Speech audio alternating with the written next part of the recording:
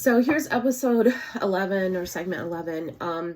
Again, just some things that were constantly happening. I don't have a formal timeline of how this stuff went down, but things that would happen often. And just like the financial stuff, a lot of this stuff would happen maybe a few times in the month, and then we'd have another month or two where nothing like this would happen, and then it would happen again. And it was so it would happen with then a break that I'd just be like, okay, well, I won't really think about it or worry about it because it wasn't happening all the time. But looking back and really thinking about some of these things, it was happening all the time. And I just kept excusing and making excuses for allowing this stuff to happen in my family. So, again, there was, him being out late or out a lot. Weekends, he'd have to go, a week at a time or something for something related to work, which again still kind of surprised me with him being in landscaping. But he always had the excuse, oh, well, we're opening up or we're starting a new contract, so I'm going to help train. Okay, fine, cool, do your thing. Plus he was supposedly be getting overtime during that time.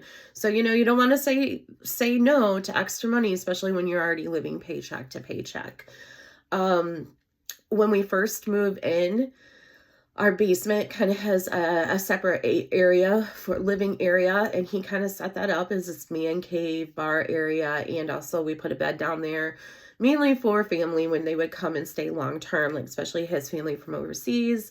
But we were already sleeping separately, and I still had not sleep trained our child. So, I was sharing a bed with our child. And so he started sleeping downstairs. And what was interesting is that there'd be times that I'd wake up the next day and he wouldn't be there. He had snuck out during the night and I had no idea. So it was very convenient having a separate entrance and for him to be able to sleep there. Again, why did I allow that? Then at one point, we finally decided, this financial stress, especially now having a mortgage, is a lot. Let's start seeing if we have a friend or someone who can stay in the basement and help us out financially with like some sort of like cost share things. So we were able to find someone to do that. So at that point, we had someone in the basement, and then he took over the guest room because, at that point I thought it was okay sleeping separately. And, in some relationships it works, but probably shouldn't have been done in mine. So now there was still sneaking out, but he'd wait till he thought I was asleep, and then I'd hear him walking down the stairs. We've got a house that was built, I don't know, 30 some years ago or whatever, or 40 years ago. So the stairs are squeaky and they would give them away every time. And sometimes I'd text him when I'd hear the garage door open and he'd leave. I'd be like, hey, where are you going or something? And he'd always, oh, well, I can't sleep, or I'm going to go see a friend or whatever. And I'd just be like, okay. Dumb. Eventually I kind of stopped doing that. A lot of times I'd hear him sneak out and I'd be crying because I wonder, well, who does he want to be with more than here? Or where is he really going? Is he telling me the truth? And so I would cry about it. And I shouldn't have put up with that either. He also always had multiple phones, or it was always like a work phone and then his phone and then sometimes another because, in Jamaica, it was always, I don't remember. Well, he had multiple phones in Jamaica too, but a lot of people did because he used phone cards there. So he'd have like one that would take digital calls, and then the other was whoever the competing people were at the time. I think Lime or something. I don't remember.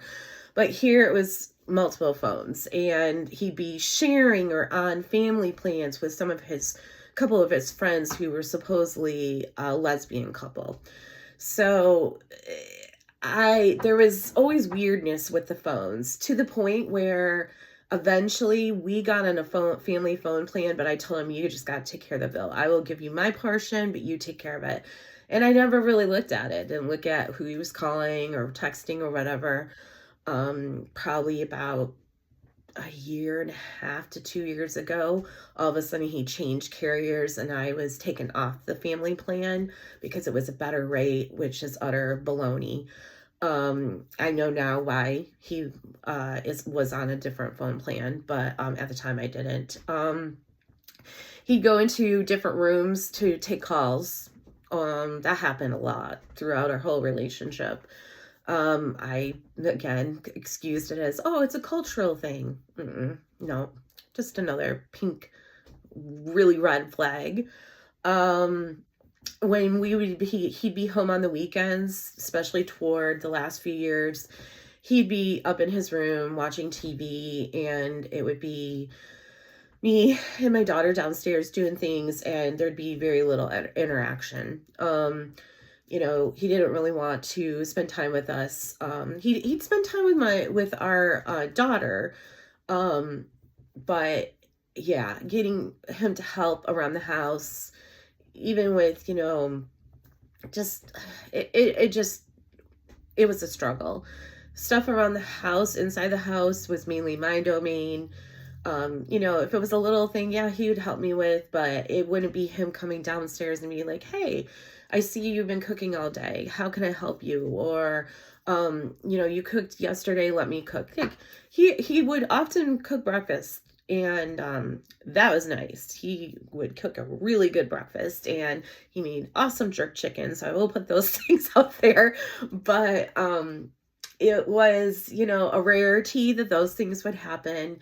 And I excused it as, you know, he has a very physical job. He's outside all the time in the elements, in the heat, or in the cold in the winter. And so, you know, I had a job where I was pretty much in an office all day. So I'd be like, okay, but you know what?